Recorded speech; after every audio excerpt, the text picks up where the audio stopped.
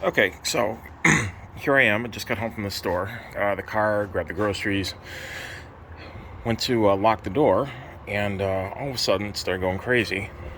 So I walked away from the car, and I'll show you in a second what exactly it was doing. Tried pressing the button on the key fob, and that had no result. So I thought it might be the case that the fob was in. So I took it out of the case, and here's what happens.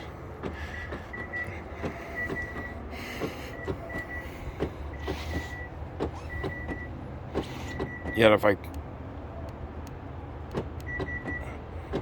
push buttons,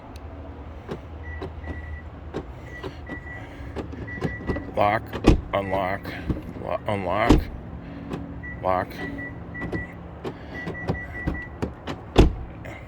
So yeah, it's quite interesting. I'm gonna try changing the battery in the fob, but just something to keep in mind.